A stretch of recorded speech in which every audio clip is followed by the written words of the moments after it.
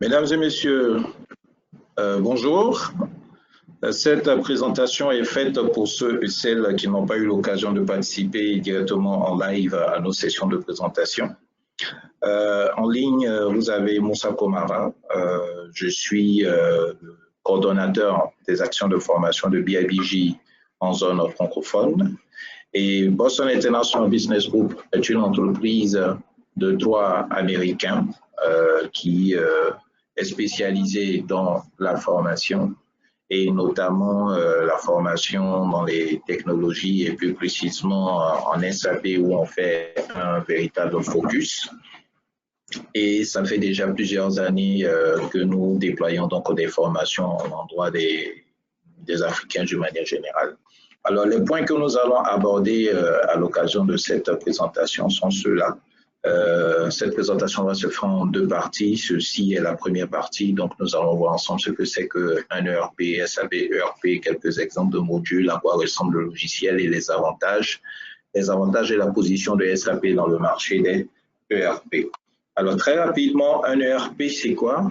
Un ERP signifie ERP, on dit en général, Enterprise Resource Planning. En français, c'est logiciel de gestion intégrée. Ce qu'il faut comprendre tout simplement, c'est que dans le contexte de mondialisation et de forte concurrence auquel les entreprises sont exposées, ces entreprises sont en quête de productivité, d'efficacité, de compétitivité. Et pour cela, les managers d'entreprise nourrissent le besoin de disposer d'une visibilité en temps réel et de disposer également d'outils d'aide à la décision fiables, à même de fournir des informations exactes et cela le plus rapidement possible.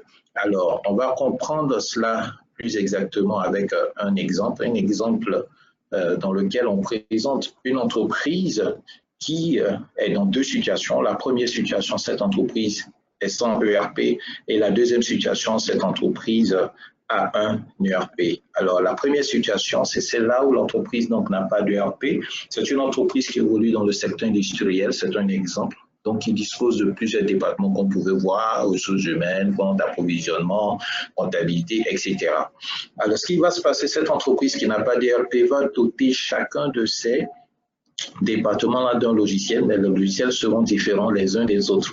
Ainsi, le département comptabilité aura un logiciel différent de celui des ventes, qui aura un logiciel différent de celui de l'approvisionnement, qui aura un logiciel différent de celui de la production, etc.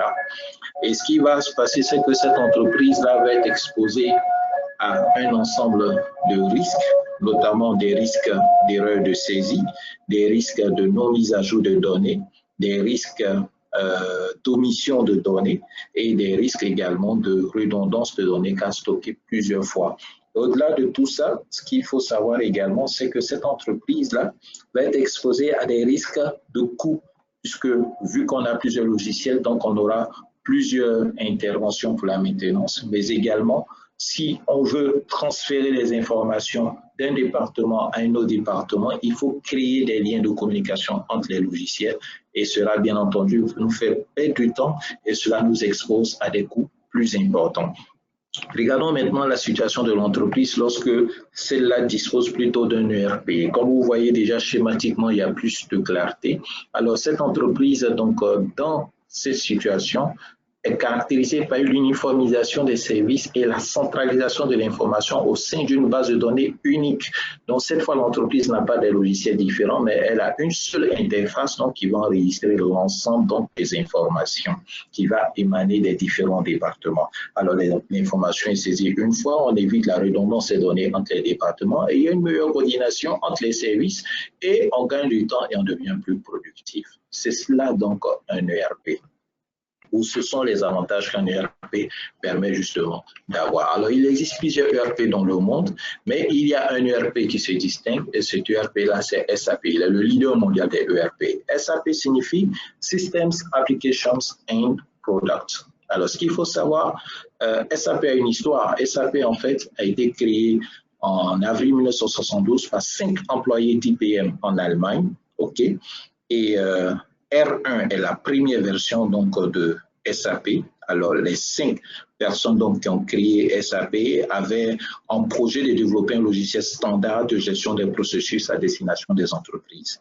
Alors, R1, R signifie simplement Real Time Data Processing, c'est-à-dire le traitement des données en temps réel.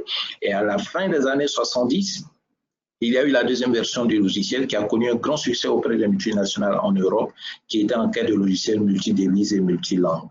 Et au début des années 90, plus précisément en 92, il y a eu la troisième version R3, donc une version qui va intégrer les technologies web, c'est-à-dire l'établissement de liens entre le logiciel de gestion intégré et le commerce électronique.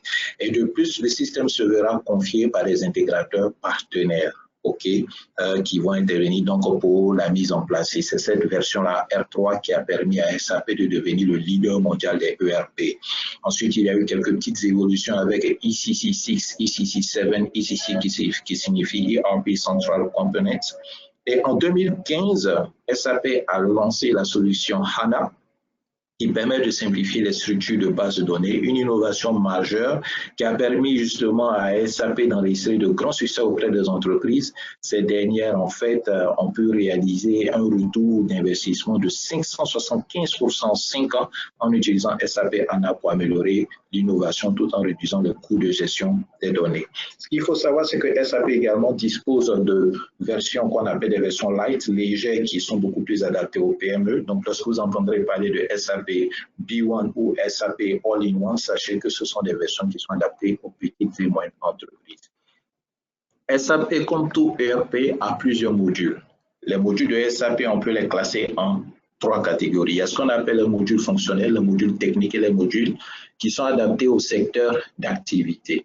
Alors, pour ce qui s'agit des modules fonctionnels, vous avez ici donc quelques exemples. En orange, un module lié à la finance pour finance, comptabilité analytique, trésorerie, HR pour ressources humaines, et en vert, ce sont les modules qui sont beaucoup plus en lien avec la logistique. Donc, vous avez MM pour Material Management, vous avez PP pour Production Planning, vous avez PM pour Plant Maintenance, PS pour Project System, SD pour Sales and Distribution, l'administration des ventes. En face des modules fonctionnels, vous avez les modules techniques. On dit techniques parce que ce sont des modules qui sont en arrière, requiert un background en informatique important. Donc, vous avez ABAP, qui est le langage de programmation par défaut donc de SAP, Basis, qui est un ensemble d'outils qui gère les interfaces voilà, des bases de données. Et vous avez BI, BW, qui sont en fait des modules qui sont à cheval entre modules fonctionnels et modules techniques, mais des modules qui permettent donc justement de faire le reporting d'un flux de données, permettent ainsi donc aux décideurs d'avoir une bonne lecture et de pouvoir donc piloter de manière beaucoup plus efficace l'entreprise. Vous avez NetWeaver, qui est la plateforme d'intégration des applications de SAP. Et ensuite, vous avez ce qu'on appelle les modules qui sont adaptés au secteur d'activité. Il faut savoir que SAP a ciblé 25 secteurs d'activité pour lesquels des modules spécifiques ont pu être développés. Là, vous avez quelques exemples: banque, assurance, pétrole et gaz, mines, administration, mais vous avez d'autres secteurs, la santé, etc., le transport et même l'éducation. OK. Maintenant, voyons à quoi ressemble un peu le logiciel SAP. Là, vous avez juste une capture d'écran, mais on peut également vous faire voir donc directement sur le logiciel même les fonctionnalités, donc aller un peu au-delà de la capture d'écran. Alors là, je crois qu'on va avoir besoin de se reconnecter. Vous pouvez également avoir quelques images donc, de SAP là, à travers Google. Il vous suffit de taper SAP Screenshot et vous pourrez avoir donc pas mal d'exemples d'images de l'écran de SAP. Là, je me reconnais très rapidement sur le serveur. Alors, ce qu'il faut savoir, c'est qu'aux personnes que nous formons, nous fournissons justement des accès au logiciel qui leur permet d'accéder donc à une plateforme à travers laquelle ils peuvent justement faire toutes les simulations possibles d'utilisation donc du logiciel. Et là, comme vous pouvez le constater, là, c'est une interface SAP Easy Access. Via cette interface, vous pouvez faire justement toutes les simulations. Là, je vous montre par exemple là, le sous-dossier de la comptabilité, vous avez un peu tout ce que vous pouvez avoir en matière comptable, tout ce que vous pouvez gérer comme tâche à travers donc cette rubrique. Pareil pour les ressources humaines, pareil pour la logistique ici. Bref, juste pour vous donner un aperçu donc de la configuration de ce logiciel et bien entendu les formations que nous délivrons pour permettre d'avoir les connaissances sur la navigation à travers donc SAP, aussi comment on peut l'utiliser pour pouvoir mener un certain nombre de tâches. Maintenant, le point des avantages. Les avantages de SAP sont ceux-là pour les entreprises, l'alignement des stratégies des opérations, la réduction des opérations, alignement entre les stratégies et les opérations commerciales, la réduction du risque en matière de gestion des données, la réduction des coûts, productivité. C'est un logiciel qui est adaptable, donc on peut l'adapter au métier de l'entreprise, l'élaboration de la gestion financière et bien entendu, un bon retour sur investissement. Et les avantages sur les particuliers, le point important que nous voulons faire, c'est qu'avoir SAP sur son CV peut permettre d'acquérir un bon niveau d'employabilité, booster sa carrière professionnelle, être compétitif sur le marché d'emploi, avoir des revenus importants et pouvoir travailler dans divers pays, surtout si on décide d'entreprendre une carrière de consultant en matière donc de SAP. Quelle est la position de SAP dans le marché des ERP? Eh bien, vous pouvez le constater, cette statistique qui date de 2018 permet de mettre en relief les 5 premières entreprises, donc le top 5 donc, des entreprises qui évoluent dans le domaine des ERP. Vous voyez que SAP est bien entendu en première position et il faut savoir que le marché des ERP est en pleine croissance. En 2018, c'est 10% de croissance qui ont pu être enregistrés pour un revenu global de 35 milliards de dollars en 2018. Donc, une véritable tendance, un bon créneau pour se positionner d'une manière professionnelle. Okay? Et cela vient corroborer ce que nous disions déjà tantôt en termes de capacité pour le logiciel, la connaissance de ce logiciel à apporter à booster le CV, à booster la carrière professionnelle de tout individu.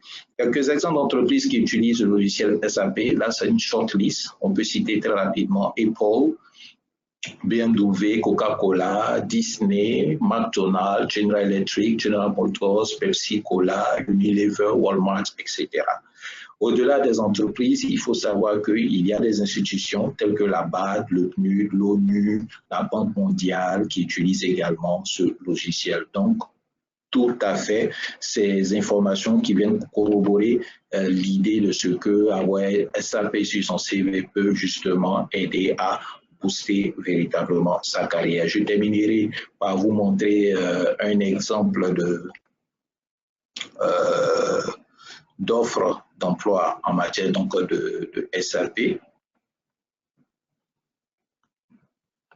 Voilà. Alors, vous avez là, par exemple, une offre d'emploi qui est postée par la BAD, donc la Banque africaine de développement, qui recherche un assistant en gestion de projet, bureau pays Côte d'Ivoire. Et vous allez voir que dans tout le descriptif, il y a un point important que la BAD souligne, c'est celui-là, c'est la connaissance pratique en matière de SAP, et il le précise bien, la connaissance donc de SAP constitue un atout.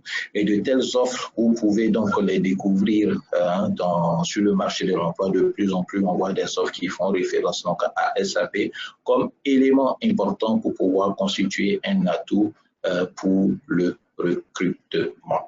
Voilà donc, mesdames et messieurs, l'information que nous avons voulu vous communiquer pour cette première partie. La deuxième partie sera beaucoup plus consacrée à ce que BIBJ offre véritablement comme possibilité en termes de formation. Nous sommes à votre disposition. Si déjà pour ces éléments, vous avez besoin de questions, nos contacts sont affichés. N'hésitez pas à interagir avec nous et le plaisir pour nous donc est de vous accueillir dans nos différentes formations. Merci et à tout de suite donc pour la deuxième partie de la présentation. Allez, au revoir.